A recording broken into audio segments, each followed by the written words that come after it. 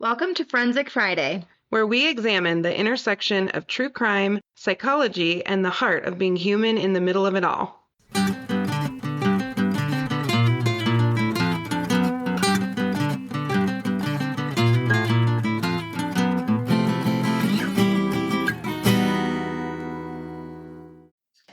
Okay, so here's where we're at today. We are going to talk about Britney Spears. And her DUI. And I have thoughts about, are we surprised I have thoughts? I always have thoughts. Right. So do you.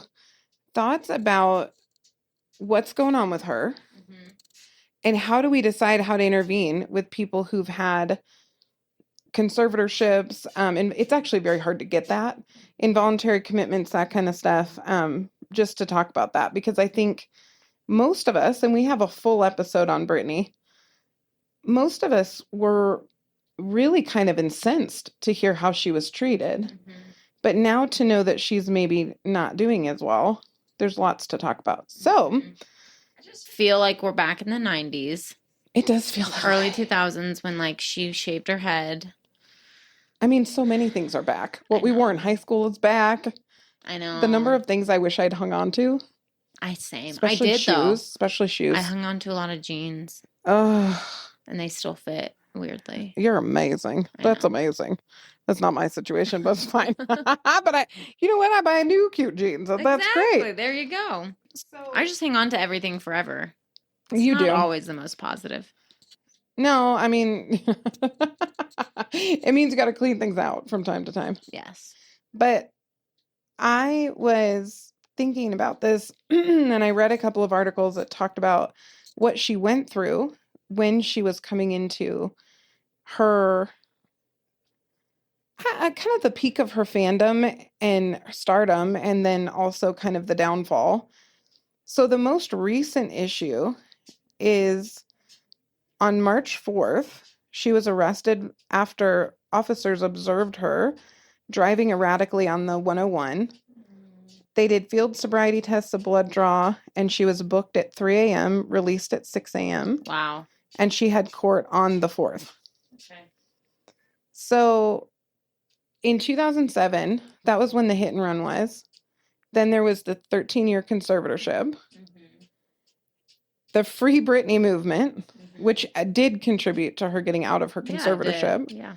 More recently, she sold her entire music catalog for $200 million, which, again, she had the freedom to do because she's not under the conservatorship. Yeah.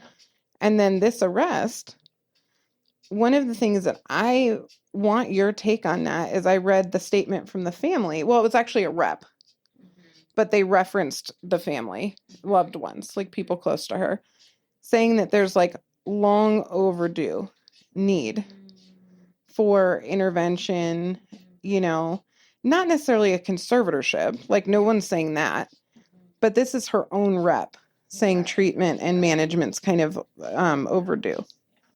I feel, I'm sad about Britney Spears because I hate to say it this way, but things like this don't usually end well. Mental health, how heavily she was medicated and what it did to her brain. You just don't see a lot of these types of situations go really, really well. And I'm glad she's okay, to be honest. Me too. And the diagnostic. She didn't get injured. Well, yeah, she didn't get injured. She didn't hurt anybody else. Yeah. Diagnostic considerations with somebody like Britney Spears, we haven't treated her, but there was a lot of communication about bipolar with the conservatorship and all that. And she was put on some hardcore medications. I have no idea if she has bipolar or not. I do know she had trauma and some mental health stuff, and then had medications in her system for years that she was forced to take. She was forced to, have an IUD, some of those kind of things. When I think about that level of control,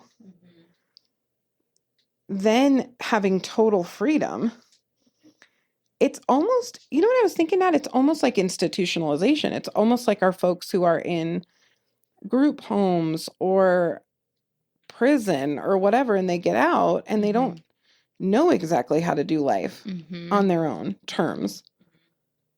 And we had someone tell us even today that it almost felt better to be back Yeah. in an institutional setting because at least they knew what to expect. Yeah. And it's predictable. yeah, maybe like they can even succeed there better. Yeah. That doesn't mean she wants to go back under a conservatorship, but I wonder if some of her behavior But she went isn't. from like insane boundaries, because that's what a conservatorship is, to literally none.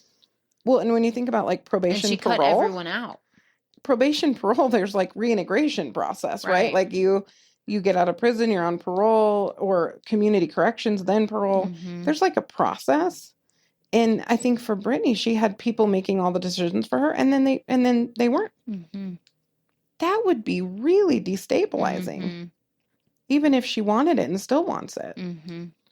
So, what do you think it looks like for Britney now to kind of get her feet under her from here? Like, if you were a trusted person in the situation, let's say you were the therapist who got called in to do an evaluation, Mhm. what would you be looking for and what might you recommend? Well, I would honestly look for stabilization first. So things like DBT, maybe even her own individual therapy. Once we got some stabilization around substance use, I would also want to like talk to her psych or, primary care to check out what meds she's on. Yeah. Get her stable and then maybe move into trauma work. But stability has to come before trauma. Yes. You have to be able to be stable and sober in order to dive into that, especially with her how significant her mental health is. Absolutely. And Gare's so funny. He cares nothing about pop culture except that he knows I'm into it. Mm-hmm. So he said she fired her sobriety coach. I don't know where he read this. I cannot cite Gare's sources on this. Mm-hmm. But I think that's interesting if true. Also, what's a sobriety coach? Yeah, no. Here's the thing. There's good research that peer support in sobriety is super helpful. It's great.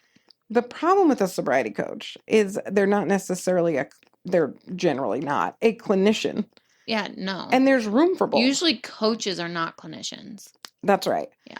And we could get a whole debate about that another day. Yeah. But I think in my clinical experience working with substance abuse, peer support is so valuable, whether it's AA or maybe some kind of a coaching situation, a sponsor, like that's super valuable. Mm-hmm. It's not a clinician though. A clinician has the knowledge of integrative care to look at where does trauma meet hormones, meets medical, meets mental health, meets stage in chronic substance abuse addiction. Mm-hmm. You have to be able to look at all of those things. And we may not have the answer for all of those things, but we can at least see the picture and help, like you said, with stabilization by looking at each of those things. Yeah. If you love someone that really struggles to live in a healthy manner without significant intervention, there are options. What's interesting is it used to be a lot easier to hospitalize somebody.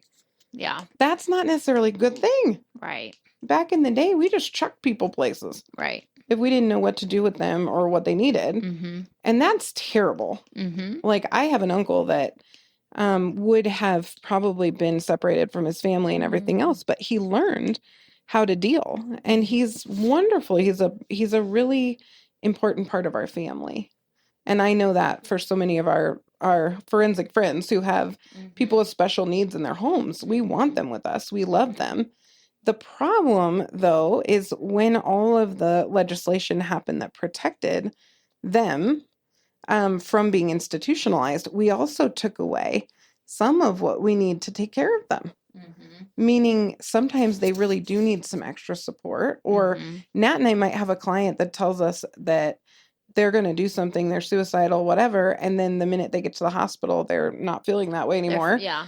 And they can't. Usually they just don't want to be there. Of course, they don't want to be there and they know what to say. And some people who've done this system enough, they know exactly what to say. They will literally sit there and go, but I don't have a plan and I don't have intention and I don't whatever. They've been through it enough. And if you're an ER doc and you're on your 85th patient, you may or may not have the time and energy to sit there and dig deeper. So it's actually very hard to get people services when they need them. Yep. When they're chronically mentally ill. Yeah. So I don't know, maybe we'll find a medium someday. In Colorado, We have involuntary commitments. I've only had a couple of clients over the years. Both of the ones that I've had that were involuntary commitments were implemented by physicians for eating disorder and substance abuse behavior because that's so difficult to treat. And in that case, involuntary commitment did not mean being in a facility. It just meant they were kind of on a state managed treatment plan. And if they did not abide by it, if the kids weren't safe, if they weren't safe, then they would be asked to attend a different kind of services, inpatient, whatever. Yeah. The state could step in and enforce that. Yeah. Yeah. You know? What else for people who have people in their life they're having trouble resourcing? Because we hear that all the time. All the time. Yeah, I think, I mean... Especially DUIs. We really do. We hear about DUIs all the time. Yeah. Repeat DUIs. And what's underneath it is addiction. Yeah. Addiction or entitlement. Sometimes entitlement, yeah. When you had made a comment about Justin Timberlake back in the day when he got his DUI. Oh, that made me mad. Right. But it's the entitlement. He could spend $1 million to get from point A to point B and not even feel it. Well, and so could Britney Spears, but the difference is their mental health. That's true. Right? That's true. I look at anyone in Hollywood and I'm like, why the hell are any of you getting DUIs? Yes. Because at the end of the day, you could take a helicopter from your house to whatever bar you're going to and then back and and get there safely. So there's an entitlement problem. I think oftentimes Britney Spears is different than Justin Timberlake. Very different mental health problems, very different histories. Well, and Timberlake has an entourage. Britney doesn't have an entourage anymore that I know of. Like in the sense that Justin Timberlake could call his people and secure a ride. He has drivers. You know what I mean? Right. I don't know what Britney's setup is, but if I'm Britney Spears, the fear around paparazzi for Britney Spears to get home drunk is different than Justin Timberlake. Yeah. You know? Yeah. And that's a tale as old as time. Those two, the breakup, everything has been treated differently. I know the fact that they both got DUIs. Yeah, but for me, I think, it's important to look at all of those aspects. I think sometimes when people have a bunch of money and they're in the limelight, right, like they just don't always think that the rules apply to them. Yeah. And I mean, people who aren't famous also feel that way. We've worked with 4+ DUI people and that's an issue. That's like a chronic issue at that point. I have loved and worked with many people who've had DUIs. Yeah. The groups are miserable. Yeah. Oh, yeah. I don't run them anymore. Well, the curriculum's not great. Yes, the curriculum's not great. And the reason I don't love it is in many states, and Colorado's no different, depending on where you fall on a couple different criteria, you just get a set number of groups. Right. So if I'm the client, I'm like, I can do anything for 20 weeks. I'm just going to sit here. DV is not that way. Some of them still complain. So, well, they do. They definitely still complain. Yeah. But domestic violence is different in that we are assessing. Yeah. Now, in Colorado, if you have 4 or more DUIs, then you have a really structured, customized treatment schedule, which that's wonderful. Yeah. You're usually on work release too. So you have to check in every night. And exactly. All of that. Exactly. So I'm sad to hear this. I hope that if it is, like her rep said, long overdue for some intervention, I really hope that she gets that. Yeah. I do too. And there has to be a medium for some of these people, like some kind of a step down process. Same if you're an inpatient for substance abuse for 2 weeks, have a step down. You need IOP and then you do outpatient. There's literally the ASAM. Which is an assessment where you can figure out what level of care you need. And there should be like a plan. But people don't utilize it that way. They just turn things on and off all the time.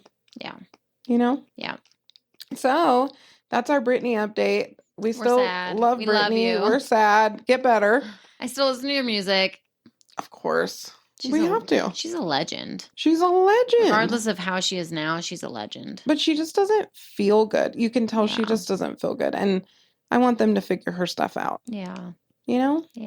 So thanks for chatting about Britney. And we will see you on Friday for a wild case. We have a wild case on Friday. Stay tuned. Stay tuned, as always. Bye, Forensic Friends. I'm Janine. And I'm Nat. And as always, thanks for listening and join us next week for more crime, psychology, and heart.